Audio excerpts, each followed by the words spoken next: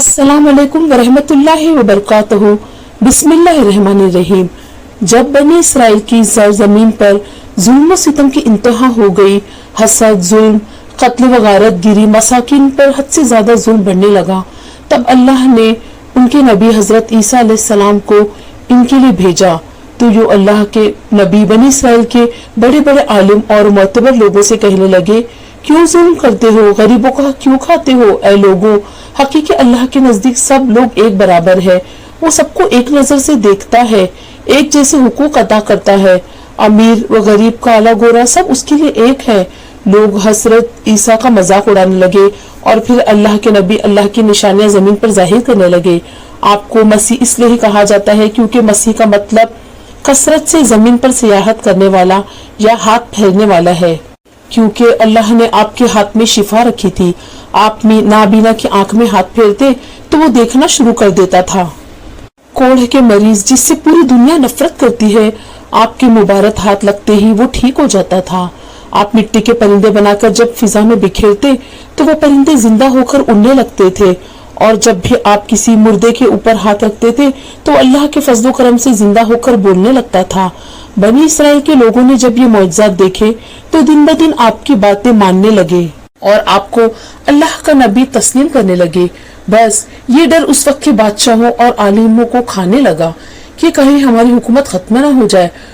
लोग ईसा अलैहिस्सलाम को खुदा का नबी मानकर उसे बादशाह न बना दे। तो बनी इसराइल के बादशाह अल्लाह के नबी ईसा मसीह को शहीद करने की साजिशें करने लगे। हजरत ईसा अलैहिस्सलाम ने पूरी कौम से मुखातिब होकर कहा, ऐ लोगों, अल्लाह से डरो, मैं अल्लाह की तरफ से आया हूँ ताकि तुम आपस में प्यार मोहब्बत से रहो। कुछ तो लोग आपकी बात पर ईमान लाए, कुछ लोग आपके साथ रहना शुरू करने लगे और कुछ लोग वक्त के बादशाहों के साथ आपको शहीद करने की साजिश करने लगे। तारीख में लिखा है कि आपके साथ 12 हवारी थे, लेकिन उनमें से कुछ का ईमान मुकम्मल ना था। इस बात का फायदा उठाते हुए बनी इसराइल के आलिम और बादशाह ने इन हवारियों को खरीदना चाहा। उनमें से एक, जिसका नाम यहूदा था, उसने वक्त के बादशाह के पास अपने आप को बेच दिया और ये कहा कि मैं तुम्हें बताऊंगा कि हजरत ईसा कहाँ है। यूं वो हजरत ईसा की जासूसी करने लगा। इन दिनों अल्लाह के नबी हजरत ईसा मसीह मजहबी त्योहार मनाने, फिस का त्योहार मनाने के लिए बैतुल मुकद्दस आए हुए थे। खाने के बाद आप बाहर आते हैं, कृष्मनी नामी एक जगह ठहरते हैं, अपने शागिर्दों से अलग होकर अल्लाह से मुखातिब होते हैं। ऐ अल्लाह, मैं जानता हूँ कि यहाँ के बादशाह और उलमा मुझसे नफरत करते हैं और मुझे कत्ल करना चाहते हैं। ऐ मेरे खालिक, मेरी मदद फरमा और मुझे इनके शर से बचा ले। इतने में जिब्रील अमीन अल्लाह के हुक्म के साथ नाजिल होते हैं और फरमाते हैं, ऐ मरियम के बेटे, अल्लाह ताला का फरमान है कि आज रात तुझे इस जमीन से आसमानों की तरफ उठा लेगा। तेरा रब तुझे इन लोगों के शर से बचा लेगा और वो लोग जिन्होंने तेरी तालीमात को तस्लीम किया है, अल्लाह ने मुशरिक और काफिरों लोगों पर फजीलत बख्शेगा और कयामत के दिन अल्लाह ऐसे इख्तलाफात का फैसला करेगा। ए रूह अल्लाह, तेरी बुलंदी का वक्त आ पहुंचा है। बस अल्लाह ने एक अजीब मौजज़ा दिखाया। यहूदा का हुलिया हजरत ईसा मसीह जैसा हो गया और हजरत ईसा मसीह को अल्लाह ताला ने आसमानों की तरफ बुला लिया।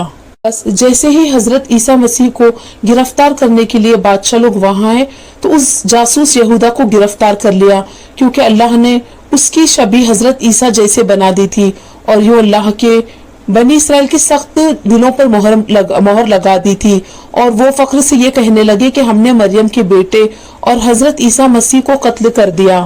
उन्होंने ये समझ लिया कि हमने ईसा मसीह को सूली पर चढ़ा रखा है, बल्कि हकीकत तो ये थी कि वो इस मामले में गलत फहमी का शिकार थे। इनमें से कुछ लोग हैरत ज़दा थे और यहूदा को देख रहे थे कि इसका चेहरा तो ईसा मसीह की तरह है, लेकिन ईसा मसीह की कोई भी खूबी इसमें नजर नहीं आ रही। वो बस अपने वहमो गुमान की पैरवी कर रहे थे। हकीकत तो ये है कि ईसा मसीह को उन्होंने कत्ल ही नहीं किया था, बल्कि अल्लाह के नबी ईसा रूह अल्लाह को अल्लाह ने सही सलामत आसमानों की तरफ बुला लिया था और अपनी जगह इनायत फरमाई थी और कयामत से पहले अल्लाह उनको फिर से जाहिर करेंगे और दुनिया के नजदीक हक और बातिल को वाज़ेह कर देंगे। बेशक अल्लाह हर चीज पर कादिर है।